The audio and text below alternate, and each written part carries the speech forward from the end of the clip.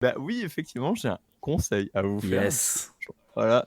Non, mais c'est pas vraiment un conseil, je vais pas vous raconter ma vie, mais concrètement, je vais prendre une autre chronique qui va pas avoir lieu ce soir parce que j'ai pas eu le temps de l'écrire. Mais en fait, hier soir, comme d'habitude, grande habitude, je traînais un peu sur le net et en fait, je suis tombé sur une vidéo qui m'a donné envie de vous parler de quelque chose, et tout à l'heure, tu faisais allusion à Amazon Prime. Non pas que je vais donner de la visibilité à Amazon parce que vous savez que je suis libraire et que j'ai un peu du mal avec, avec les Bien pratiques sûr. qu'ils ont.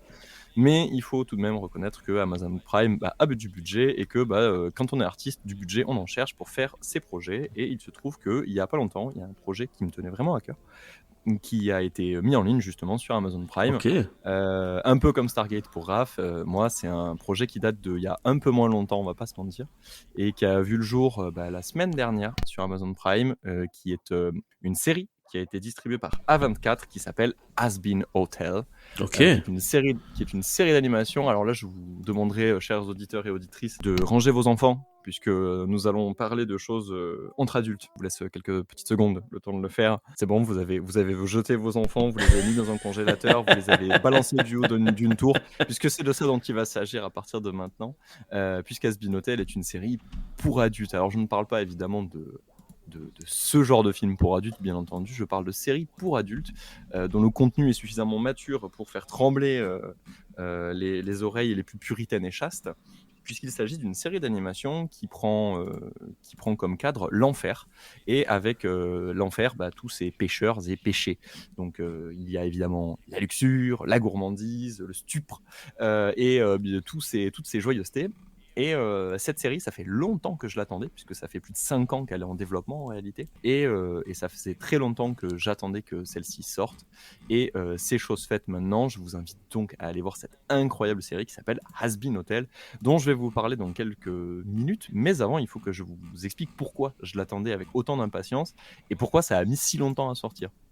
Alors, Has Been Hotel, c'est une série qui trouve ses origines sur Internet, et plus précisément sur YouTube, puisque je ne peux pas parler de Has Been Hotel sans parler de sa créatrice, Vivienne Medrano, plus connue sous le pseudonyme de Vivzipop. Elle est peut-être peu connue sous vos latitudes, mais c'est une immense star de l'animation aux États-Unis primordialement, mais aussi OK. à l'international, puisque sa chaîne avoisine pour certaines de ses vidéos plus de 70 millions de vues.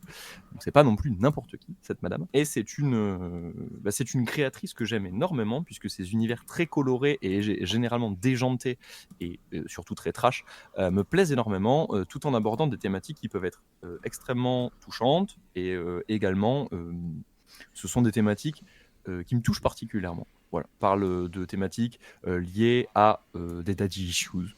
On va parler OK. transgenre, on va parler d'identité, on va parler de quête de rédemption, on va parler de beaucoup de choses, tout en ayant un ton généralement léger et suffisamment, on va dire, édulcoré, pour que ces thématiques restent dans, dans le genre de la comédie. Has Been Hotel, donc du coup, trouve ses sources dans les années 2019, dont le pilote est sorti sur sa chaîne YouTube, donc Vivzipop, le 28 octobre 2019, et le 19 janvier 2024, donc soit il y a un peu moins d'un mois, un peu plus maintenant, pardon, à l'heure où on tourne cet épisode. La première saison de 8 épisodes est sortie sur Amazon Prime. Et donc Has Been Hotel, c'est un projet de longue date pour Vivzipop qui est donc elle a fait les arts graphiques dans une ville des États-Unis dont je me souviens plus, mais elle est origine des États-Unis. Elle a fait donc des études d'art graphique. Elle a même eu l'occasion de passer en France pour aller faire les Gobelins pour un stage justement de mise à niveau et de présentation de son travail. Mmh. Travail qui déjà l'avait fait remarquer à l'époque où elle était sortie, pas major de promo. Ça ne marche pas comme ça chez les arts appliqués, mais son projet avait été récompensé justement sur les projets amateurs en court-métrage. OK. Ça avait été vachement primé et récompensé. Donc elle avait déjà tapé dans l'œil de certains. Elle avait même fait un clip promotionnel pour Kesha, pour sa vidéo, alors c'est pas TikTok, c'est l'autre, je crois. Je me souviens plus, mais bon, pour Kesha, elle avait fait un fan-made, en fait, un vidéoclip qui a été striké, mais depuis remis, puisque en fait, Kesha l'a adoubé, puisque Kesha elle-même double un personnage de sa série. D'une de ces séries, sur lesquelles je vais revenir dans quelques instants. Il y a beaucoup de beau monde en fait maintenant qui gravite autour de cette personne. Pareil, ça aussi, je vais y venir. Et il se trouve que voilà, j'ai appris à tomber amoureux de son univers, un univers complètement déjanté, décalé, dans lequel on va on va se surprendre à apprécier les personnages infernaux et de l'enfer. Puisque moi, c'est pas Hazbin Hotel que j'ai connu en premier, c'est sa seconde série qui est arrivée dans un premier temps, puisque Hazbin Hotel mettait du temps à sortir. La première série que j'ai découverte, c'est la série qui a fait suite, qui s'appelle Hell of a Boss.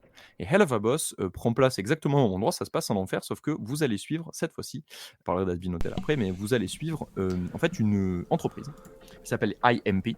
Donc c'est en fait Immediate Murder Professionals. Ça vous donne le ton. C'est en fait une compagnie qui vous propose, contre sonner monante et trébuchante, lorsque vous arrivez en enfer, de vous venger de celui ou de celle qui vous a balancé en enfer. Ce sont donc des imps, comme son nom l'indique, donc ce sont des diablotins concrètement, qui sont des Hellborn, donc des gens qui sont nés en enfer, qui font partie de la caste des démons, et qui du coup, via un pacte que un des personnages principaux a passé avec un autre personnage principal, leur permet d'utiliser des portails pour revenir sur Terre et se venger de vous contre, encore une fois, monnaie sonnante et trébuchante. Mais c'est pas tellement ce qui va nous intéresser dans l'histoire. Ce qui va nous intéresser, c'est plutôt les interactions entre les différents personnages. Et là où justement, c'est ça la force pour moi de son univers, c'est que son univers est extrêmement coloré, extrêmement bien écrit, puisque entre les séries et même entre les épisodes, il y a beaucoup de récurrences et beaucoup de cohérence. Mais c'est surtout, là où je trouve que c'est vraiment très fort, c'est sur l'écriture de ces différents personnages, puisque tous ont leur propre trauma, tous ont leurs propres défauts, et tous vont pas forcément tendre à essayer de les améliorer, mais on va au fur et à mesure de la série les découvrir et essayer de les comprendre, puisque ce ne sont pas des personnages qui sont tout blancs tout noirs, vous en doutez bien, puisque ce sont des personnages qui vivent en enfer, et donc forcément ils ont des vices, des travers et des déviances, notamment notre personnage principal de Hell of Us qui s'appelle Blitz. The O is silent, comme ils disent bien en version originale. Donc Blitzo est un personnage, donc c'était un diablotin qui a fondé Imp. Il s'est entouré donc de d'autres personnages totalement attachants, donc Moxie et Millie, qui sont donc les M&M, donc un duo marié, donc mari et femme d'assassins professionnels. Donc lui est on va dire une espèce de coincé du cul aristocrate, enfin en tout cas se donne des airs d'aristocrate, qui est complètement coincé à la moindre vue ou aux prononciations de moindres trucs sexuels. Sa femme est une pure psychopathe en fait, elle est complètement traumatisée par le fait de tuer des gens à l'arme blanche. Il a également adopté il a une fille adoptive de 18 ans qui est en fait une cerbère, hein, concrètement c'est une jeune fille qui est une furie, si vous préférez, qui s'appelle Luna, qui est en fait une chaîne de l'enfer en pleine adolescence, donc qui nous rappelle notre meilleure période, vous savez, cette période émo où on est en plein rejet du père. Et lui-même, donc Blitz, a ses propres déviances, notamment une certaine appartenance à la caste des gens qu'on appelle les adorateurs des chevaux, euh, puisqu'il est équidophile, il se tape complètement des kings sur les chevaux, et la série se targue le luxe d'aborder des thématiques sur la sexualité, en grande partie justement dû à son casting infernal, puisque finalement ce sont des démons, donc finalement ils peuvent baiser dans tous les sens, et c'est pour ça que je vous disais de bien garder les enfants, Ah, puisque on y arrive. c'est là où justement on y arrive, et en fait tout l'enjeu de Hell of a Boss se tourne autour pas des expériences sexuelles, mais plutôt des relations entre les personnages qui, effectivement, sont à caractère sexuel pour la plupart. Je ne parle pas ici de pornographie, parce que ce n'est pas c'est pas dont ce dont il s'agit, que le leitmotiv de départ de la série fait que le personnage principal, donc Blitz, conclut un marché très simple avec un autre personnage principal qui s'appelle Stolas, qui est un membre imminent de la noblesse de l'enfer, un membre de la Goetia Family, et qui, tout simplement, vu que Stolas est amoureux de Blitz, va lui proposer de lui prêter son grimoire qui lui permet de passer entre les différents mondes, à condition que celui-ci devienne son fucktoy. Voilà, ni plus ni moins. Donc au-delà de parties de jambes en l'air extrêmement acérées ou de véritables noms d'oiseaux sont échangés, puisque les Goetia sont représentés comme étant des oiseaux, et on va apprendre de plus en plus à s'attacher à ces personnages qui, de prime abord, semblent échanger, on va dire, une sorte de sexe tarifé finalement, puisque Blitz utilise le livre à condition de remplir son devoir, enfin pas uniquement son devoir, remplir, enfin, vous avez compris le sous-texte bien entendu, envers un des princes des enfers. Sauf que cette relation est amenée à évoluer, puisque tous les deux ont des fêlures, puisque ce ne sont que des hommes, et tous les hommes ont des fêlures, bien entendu. Et ce sont surtout des démons qui ont grandi dans des éléments extrêmement concurrentiels, et surtout qui ne connaissent pas trop ce que c'est l'amour et le lâcher-prise, malgré le fait qu'il y ait des exemples plutôt positifs autour d'eux. C'est le cas par exemple de Moxie et de Millie, qui sont un couple aimant, avec qui on adore voir les interactions. C'est le cas notamment aussi d'autres personnages qui sont amenés à arriver dans la série, puisque Has Been Hotel a actuellement 2 saisons, donc de 8 et 7 épisodes pour l'instant. Donc ça fait 15 épisodes, si je suis bon en mathématiques. Et je suis pas bon en mathématiques. Mais oui, c'est ça. Donc il y a 15 épisodes pour le moment, plus le pilote, ça qui fait 16 au total. Donc 15 épisodes qui sont sortis avant la sortie de Has Been Hotel. Donc vous imaginez bien qu'elle a eu le temps de faire ça. Donc ce sont des épisodes qui durent en moyenne une vingtaine de minutes, 30 pour certains. Donc ça se regarde assez rapidement, c'est assez addictif. Et chaque épisode met généralement en avant un duo de protagonistes pour avoir une sous-intrigue généralement sur 2 autres personnages. Ce qui fait que chaque personnage a toujours droit à un petit peu sa petite apparition, même si certains épisodes sont centrés sur la romance entre Stolas et Blitz, ou alors on va dire les enjeux de couple entre Millie et Moxie par exemple, ou d'autres personnages qui sont des personnages secondaires dans un premier temps, qui vont finir par devenir des personnages principaux tout aussi attachants.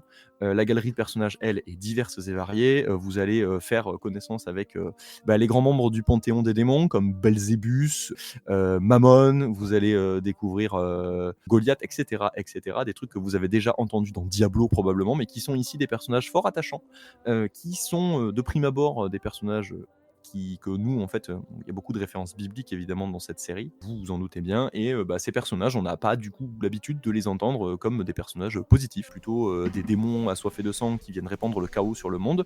C'est un peu le cas, sauf que dans leur univers, ils ont leurs propres fonctions, ils ont leurs propres problèmes, et ils ont leurs propres qualités également, ce qui fait que ça les rend de plus en plus attachants. C'est très rouge, rosé.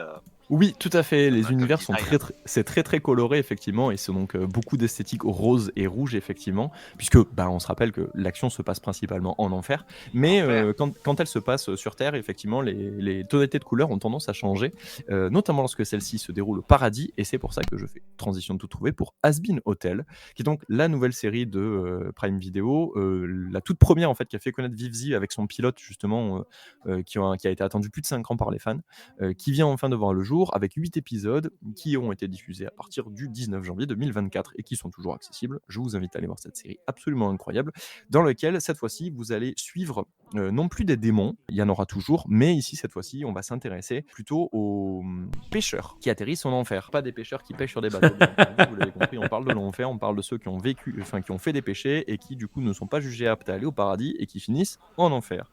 On va suivre notamment un pêcheur principalement qui s'appelle Angel Dust, qui est un acteur pornographique transgenre, ainsi que les 2 personnages qui sont à ses côtés pour le mener vers la quête de la rédemption. Le pitch de la série est assez simple. Charlie Morningstar, si Morningstar vous dit quelque chose, c'est probablement parce que c'est le nom de Lucifer dans sa version biblique. Charlie Morningstar est la fille de Lucifer et de Lilith, la déesse des enfers.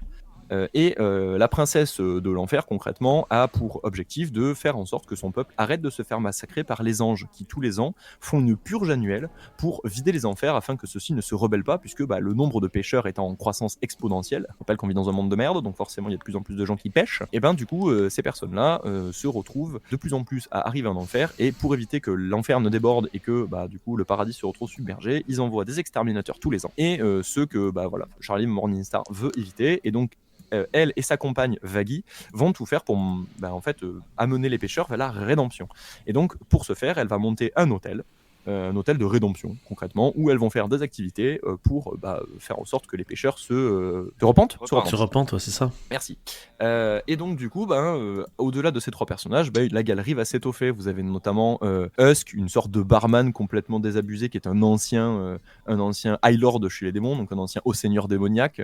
Vous avez une petite jeune fille complètement obsédée par la jante masculine et le ménage, qui s'appelle Nifty. Vous avez notamment Serpentius, qui est une sorte de gigantesque serpent affamé de technologie, qui n'a de cesse de emmerder nos héros, mais qui va lui aussi tomber dans la rédemption. Et enfin, bien entendu, un de mes personnages préférés, Alastor, le démon de la radio, un personnage extrêmement énigmatique, extrêmement ambivalent, qui cache bien son jeu et qui est absolument grotesque, qui est également français dans sa version originale. Donc il parle en anglais, mais il est français de nature, et qui lui aussi, c'est une sorte de démon renard cerf qui ressemble énormément à un personnage qu'on a bien connu nous autres dans ceux qui ont fait le let's play Don't Walk in the Winterwoods, puisque c'était un Wendigo. Ça nous rappelle les souvenirs. Exactement, donc il me terrifie autant qu'il me fascine, et donc toute cette petite clique dans cet hôtel va faire face tout simplement à un terrible problème en la personne de Adam, le premier homme, qui va descendre pour leur expliquer gentiment que leur petit hôtel c'est de la merde, et que l'enfer il en a plein le cul, donc finalement les purges c'est bien tous les ans, mais on va faire un truc plus simple, on va faire ça tous les 3 mois, c'est plus mieux. Et ça du coup pour les affaires de Charlie Morningstar ça l'arrange pas trop, et donc du coup ceci arrivant, il va falloir qu'on trouve vite une manière de contrer les plans diaboliques d'Adam. Notez le sarcasme, puisque normalement de la part du premier homme envoyé au paradis on ne devrait pas parler de plans diaboliques, mais c'est ça que j'aime beaucoup dans ces univers à Vivzi, c'est que tout n'est pas blanc et n'est pas noir, chacun agit avec ses propres convictions et avec son propre passé, et on apprend à apprécier les personnages, que ce soit des personnages bons ou des personnages mauvais, on apprend quand même à les apprécier et à vouloir toujours un peu plus les regarder, puisque ceux-ci abordent des véritables traumatismes. On va parler de viol, on va parler d'harcèlement toxique, on va parler de choses extrêmement dures, tout en gardant un rythme et surtout une patte assez légère et beaucoup d'humour. C'est ce qui caractérise ces créations généralement. Donc voilà, c'était une petite découverte que j'ai fait. Moi, ça fait longtemps que je l'ai faite, mais du coup, j'ai enfin eu le plaisir de regarder cette série qui, pour être tout à fait franc, m'a laissé quand même un petit arrière-goût de non fini, puisque en fait ça se termine très vite, 8 épisodes, donc ça semble un peu rushé, même si j'ai vraiment adoré cette série. J'ai trouvé qu'il me manquait 2 ou 3 épisodes en réalité, mais je me rassure en me disant que je sais qu'il y a déjà une saison 2 qui est en préparation et qu'elle arrivera courant de fin d'année prochaine, donc je prends la patience et je sais que tout ce qui a été implanté dans cette saison va me permettre de bien l'apprécier l'année prochaine. Je vous invite donc à aller découvrir l'univers de Vivzi Pop sur sa chaîne YouTube tout simplement, et d'aller mater les épisodes de Haspin Hotel. Et voilà. Merci de ton conseil du coup, Mika, pas de rien. Du coup, je continue parce que j'ai perdu Marc. Quoi? J'ai regardé le Cara Design, en vrai. Ah merde. Ah, je suis mute. Je sais pas pourquoi je suis mute. Oui, t'es mute depuis. Désolé, j'arrête pas de vous parler. Ça sert à rien en fait. MP. Je me disais pourquoi est-ce que personne me répond, mais c'est parce qu'en fait je suis mute. Réagit. Ok, très bien. Tu disais quoi? Je disais là en l'occurrence, je disais merci beaucoup du coup, Mika, pour ton super conseil. Ça a l'air vachement chouette ce que tu nous as présenté. Au final, vous nous avez tous les deux présenté des trucs en lien avec Amazon du coup, Prime Video. Oui, alors et encore une fois, on rappelle que on ne se coordonne jamais. On se coordonne jamais, tout à fait. Et ça tombe toujours très bien, je trouve. Tout à fait. Si ce petit instant passé en notre compagnie vous a plu et que vous avez envie d'en passer d'autres avec nous, eh bien n'hésitez pas à vous abonner, mettre un petit pouce bleu, partager la vidéo ou encore nous suivre sur les réseaux sociaux. Sachez que vous pouvez aussi écouter cet épisode dans son entièreté, et pour cela vous n'avez qu'à vous rendre dans la description de la vidéo. Je vous dis à très bientôt pour à nouveau écouter un petit peu de tout et surtout un petit peu de rien.